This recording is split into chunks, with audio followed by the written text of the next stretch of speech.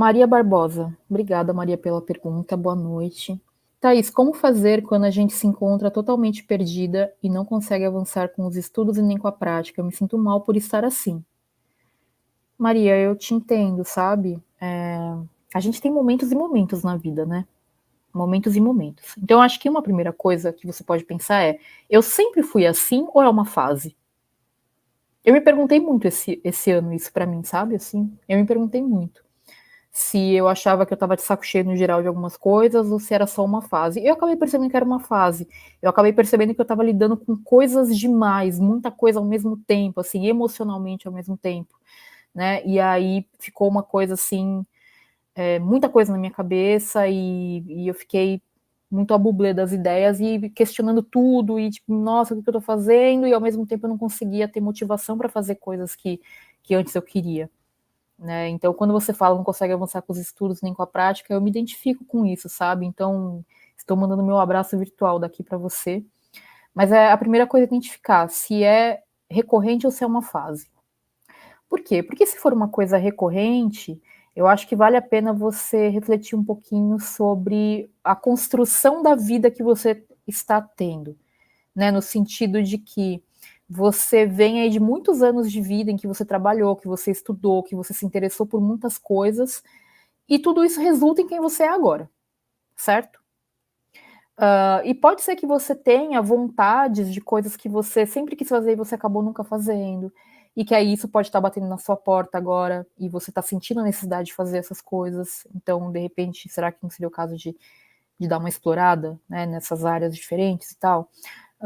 Pode ser que você tenha que revisar todos os seus projetos de estudo que estejam em andamento para você fazer meio que uma análise que nem eu fiz agora anteriormente, de pensar qual que é a minha prioridade, quais são os meus objetivos de, sei lá, de aposentadoria, pensa assim, você quer se aposentar fazendo o quê? Sabe, deixando de fazer o quê, na verdade, né? Porque isso pode te ajudar a refletir um pouquinho sobre por que você está fazendo tais cursos. Eles fazem realmente sentido? Eu recomendaria essa reflexão, viu, Maria, para você compreender então se vale a pena ainda manter esses cursos. E aí, se você fala assim, eu tenho que manter porque é importante para isso e aquilo, mas estou desanimada com o curso em si, aí o que eu recomendo para você foi o que eu fiz no final do meu mestrado. Eu não aguentava mais ver a minha dissertação do mestrado, por mais que eu gostasse do tema, estivesse empolgada, queria terminar, nossa senhora, preciso, etc. Eu não aguentava mais olhar para o documento. Então, o que eu falei? Eu vou focar em terminar esse negócio. É o mínimo viável, sabe? Eu termino, depois que eu terminar, eu vejo se eu melhoro e tal. Eu consegui melhorar até o documento depois, mas ter estabelecido que eu ia simplesmente terminar e pronto, deu uma. Fez a minha cabeça ficar mais desapegada. Eu parei de colocar tanta pressão, sabe? Naquilo. Então, me ajudou. Aí eu espero que isso te ajude também. Sabe? Agora, eu vou repetir aqui uma dica, né, um conselho que eu dei na primeira resposta aqui, que foi na primeira resposta? Acho que foi. Cara, o importante é você ficar bem. Então, eu acho que antes de pensar nos cursos e tal, é você fazer uma análise da sua rotina para ver como que estão essas coisas básicas da sua rotina, sabe? O seu sono, sua alimentação, sua saúde física, sua saúde mental. Deixar tudo meio que de lado rapidamente, pelo menos enquanto você só garante essas coisas, porque eu tenho absoluta certeza que com uma boa noite de sono, com descanso, bem alimentada, etc, etc, que são direitos básicos, né?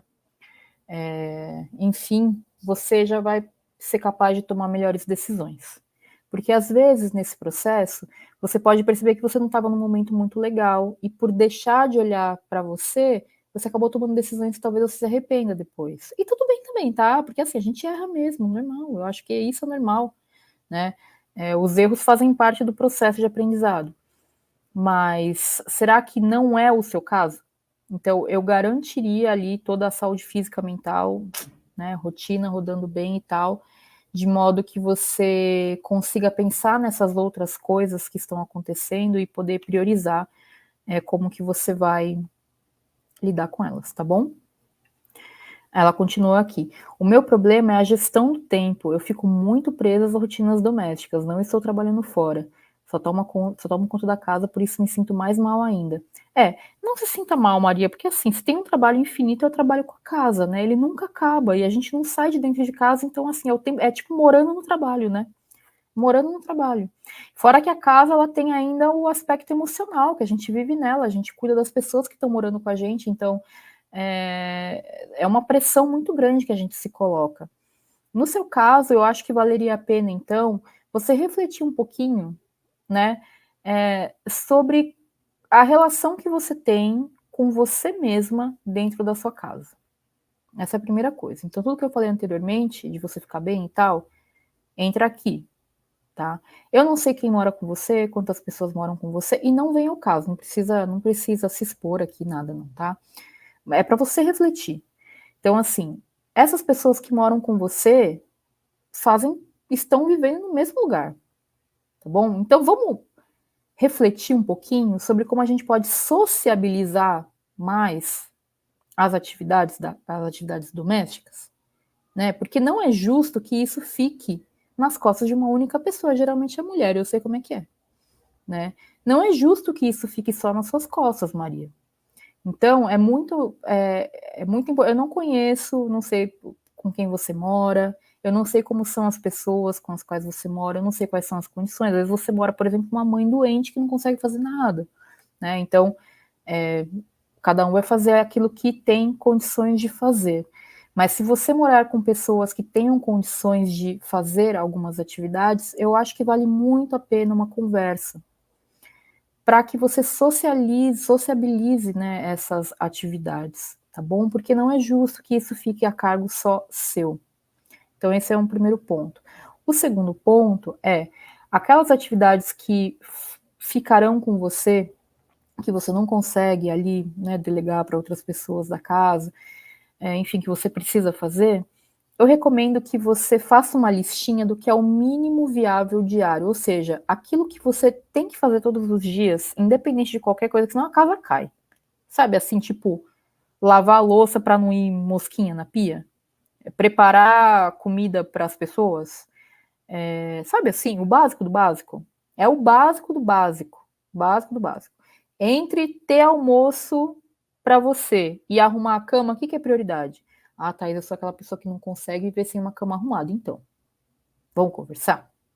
Vamos conversar? Porque assim, você está colocando a sua saúde atrás dessas coisas, entendeu? Então, se está te sobrecarregando a esse ponto, é importante repensar algumas questões. Repensar algumas questões, né, dessa sobrecarga, para que você não se sobrecarregue. Aí que tá. Então, se você fizer uma lista do que é o mínimo viável diário, você vai ver que se você focar nele, pode ser que em detrimento de outras atividades isso já seja bastante coisa. Como você falou que você toma conta da casa, que você não trabalha fora, por exemplo, né? Mas eu entendo que você tem outras atribuições. Você falou que você tem cursos, tem várias coisas que você quer fazer, né? Que são importantes. Então, assim, essa lista do mínimo viável já vai te ajudar a ter uma nova noção do que é prioridade na casa.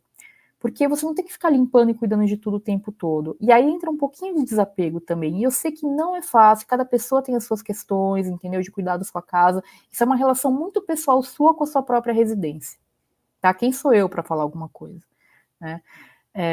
Mas eu acho que você tem que se colocar em primeiro lugar, sabe? Porque posso estar com a impressão errada, mas me parece, pelo que você escreveu, que você coloca sempre os outros, a casa em primeiro lugar, e eu entendo, porque nós mulheres somos criadas assim, somos criadas a fazermos dessa maneira. Né? Então, o meu convite para você é que você pode cuidar de quem você quiser, porque é uma expressão de amor, eu sei disso. Mas para fazer isso você tem que estar bem, para cuidar da sua casa você tem que estar bem, para fazer os seus cursos você tem que estar bem. E muitas vezes para a gente ficar bem, a gente tem que parar de fazer algumas coisas, pelo menos durante algum tempo, para a gente conseguir se centrar de novo e falar, agora eu consigo abrigar de volta algumas atividades e tal, tá bom? Então essas são as dicas que eu trago para você. Eu sei que essas questões que você trouxe são questões comuns a outras mulheres que estão aqui nesse canal também, então espero ter ajudado outras pessoas também, tá bom? Um beijo para você, Maria. Obrigada pela pergunta, tá?